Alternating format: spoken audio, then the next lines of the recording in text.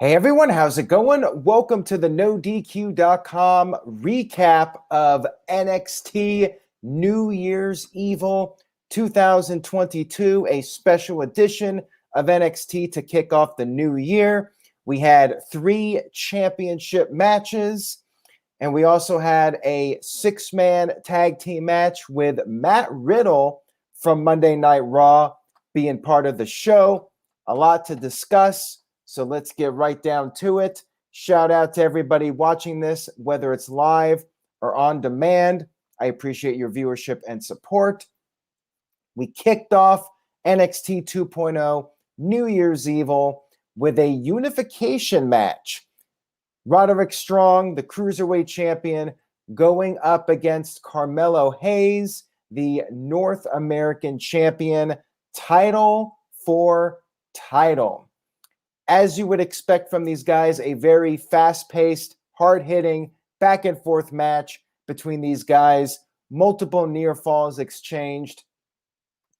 Roderick Strong had Carmelo up on the top rope and was going to go for a superplex, but Carmelo countered it midair. I'm not even sure what it was. It was a crazy-ass move.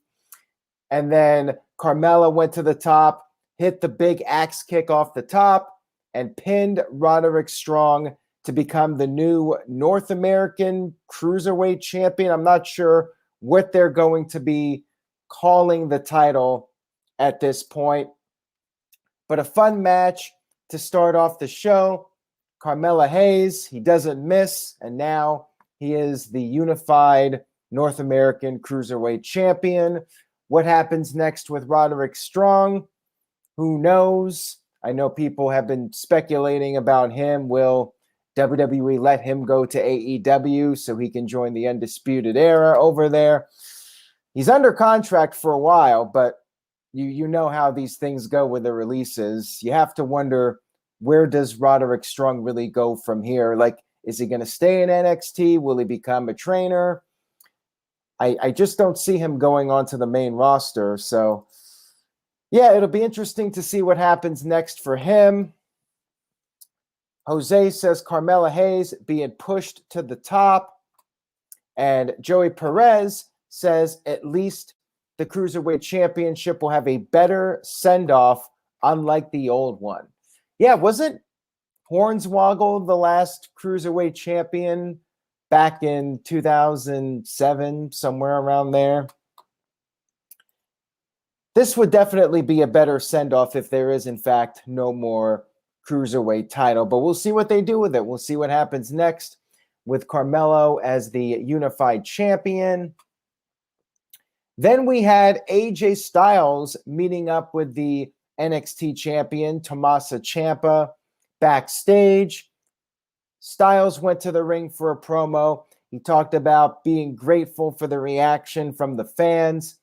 He talked about how he skipped NXT, went right to the main roster at the Royal Rumble, but he said that maybe that was a regret because as far as he's concerned, there is something special about NXT, and he said it's all about the passion that makes NXT go round.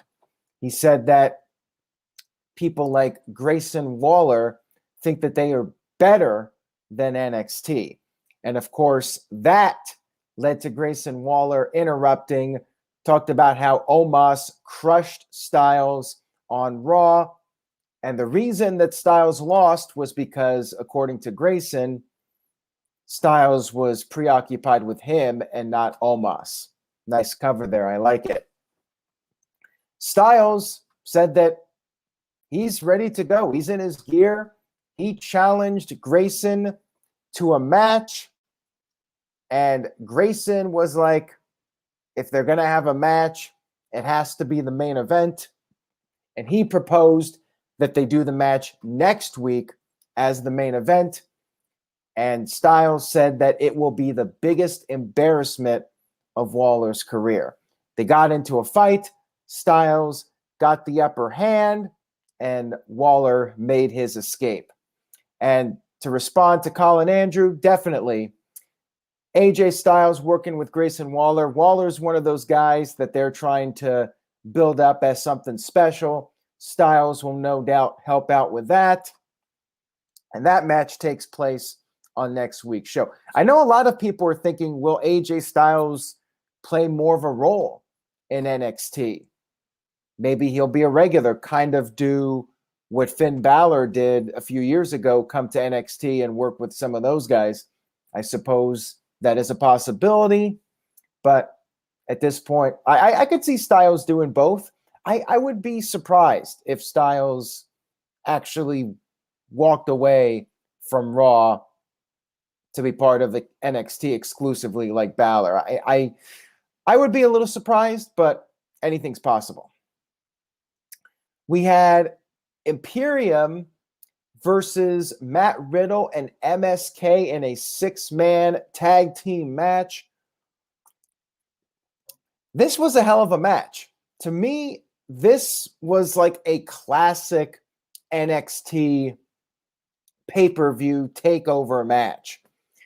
Really fun match here. Glad to see Walter back. Hopefully we get to see more of Walter in the future in NXT and maybe even on the main roster. I think he should be on the main roster.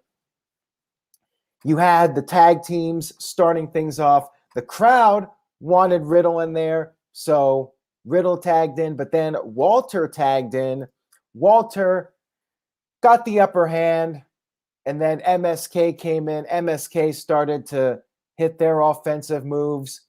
Walter had to tag back in and clean house. Imperium did some triple teaming to get the upper hand, and then Riddle got the hot tag. Riddle and MSK, the three of them together, did some stereo dives to the outside, and Riddle ended up being distracted. He was going to hit the RKO, but he was a little bit distracted by what was going on outside of the ring.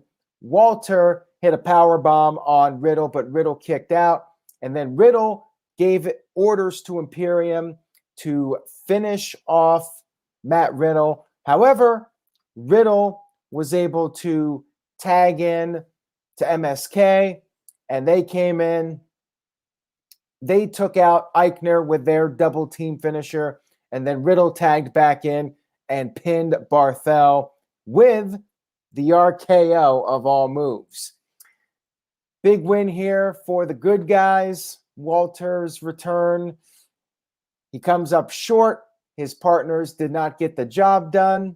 Could that be a sign of things to come? Maybe Walter is done with Imperium and goes to the main roster.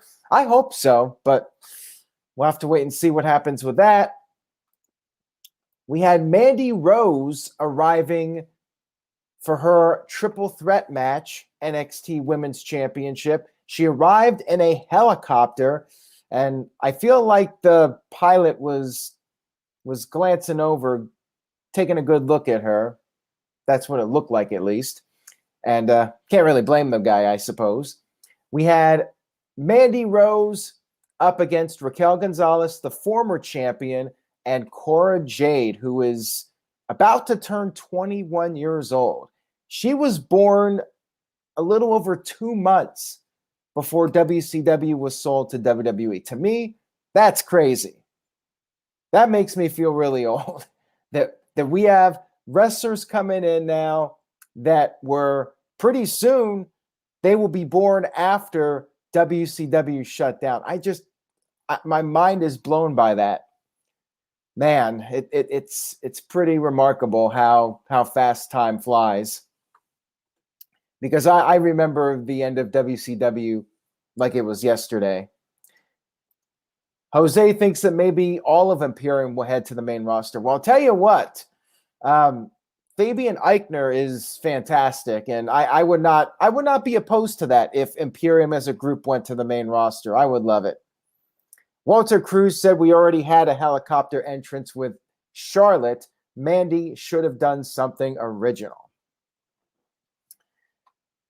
Cora Jade had the early momentum, and Mandy ended up sending her into the steel steps.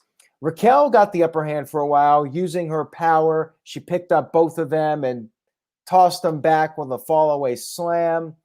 Raquel then dumped out Cora Jade, and Mandy was left alone. Mandy decided to try and run away, but she got caught by Raquel Gonzalez. And then back in the ring, Raquel hit her chokeslam bomb. However, Cora Jade broke up the pinfall with a senton off the top. Raquel got angry, and she went after Jade. She attempted to finish off Jade, but then Jade managed to push Raquel out of the ring. Raquel was up on the turnbuckle. She got sent to the outside, and then Cora Jade went for a roll-up, but Mandy Rose was able to hold the ropes and then use the momentum to pin Cora Jade and retain her championship. Match was fine. Nothing special. Probably the weakest match of the night. Actually, I would say it was the weakest match of the night, but it was still a good match between the ladies. Then we had a Cameron Grimes video package. I guess the idea is that he's going to spend less time focused on money and more time focused on championships.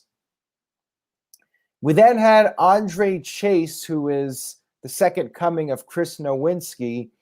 He was about to award somebody this Andrew Chase University Award, whatever the hell it is. But you had this big cheering squad for him, people wearing his sweater.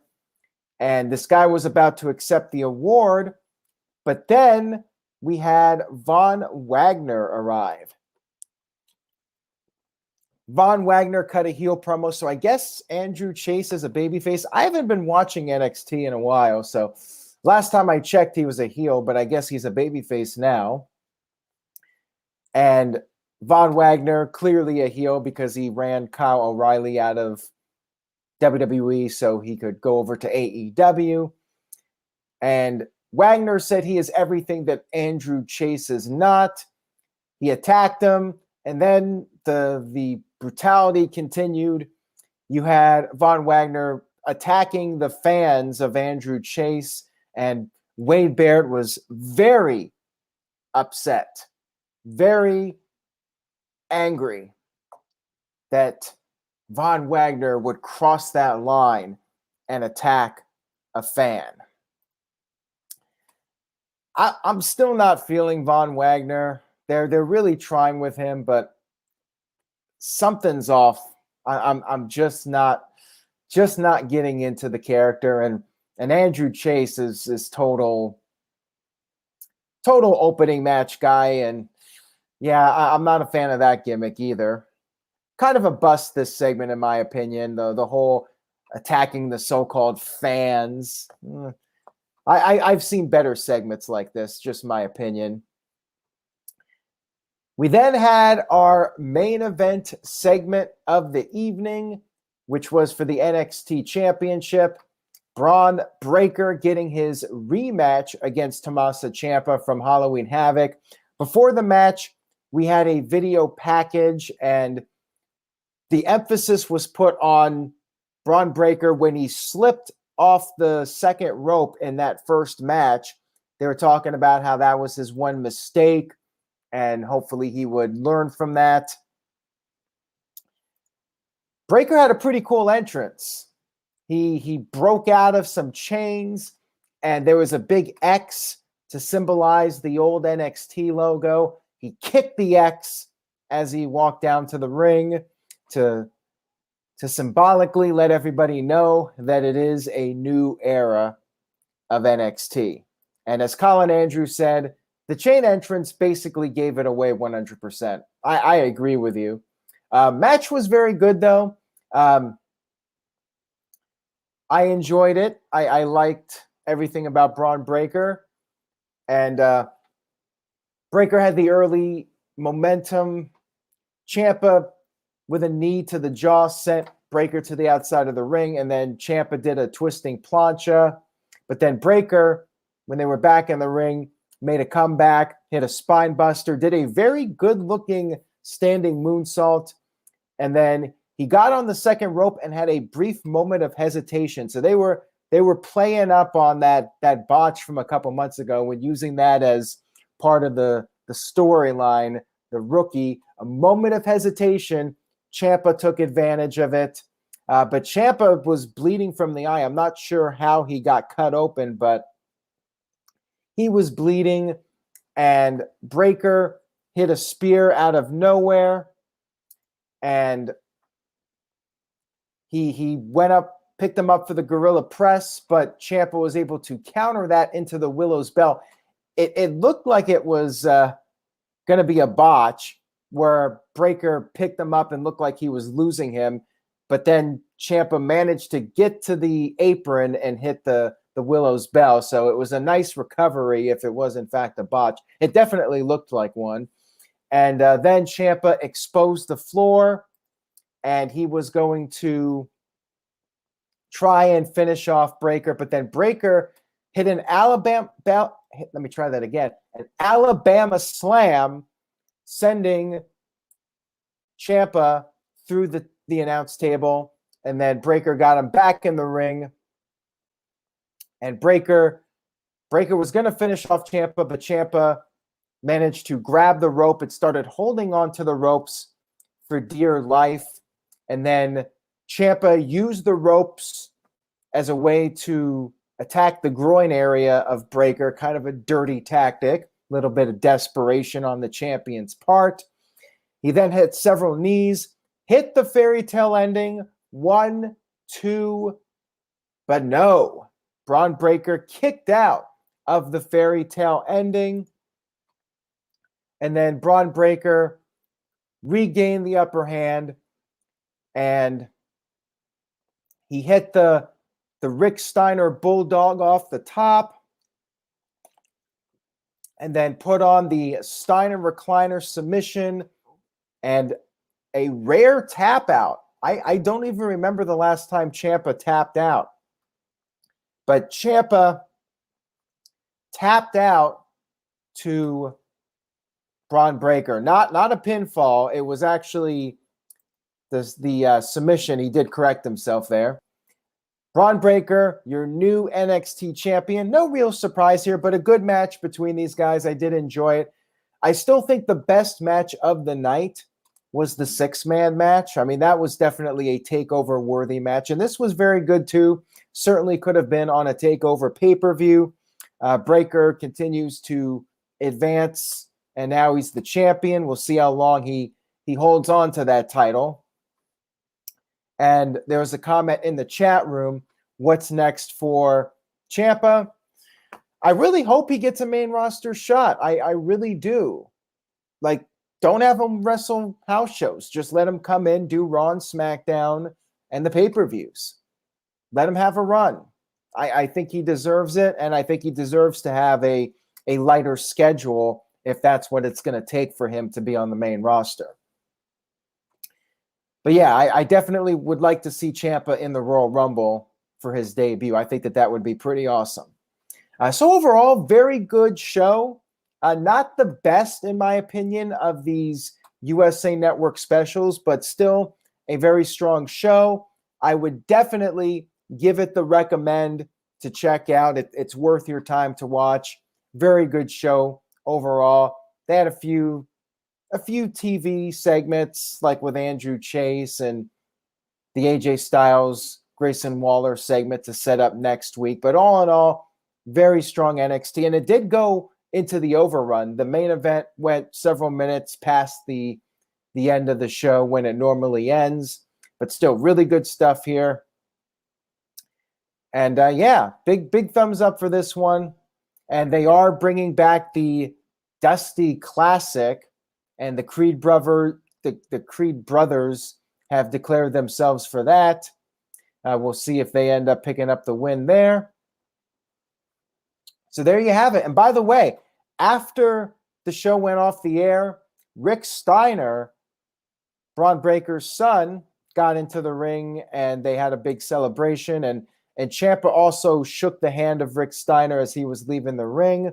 So it is, in fact, the end of an era. I definitely saw this show as symbolically the end, and they did the whole thing with the X. It is the end of the black and gold brand. And yeah, all for Bron Breakker, and I want to see him succeed.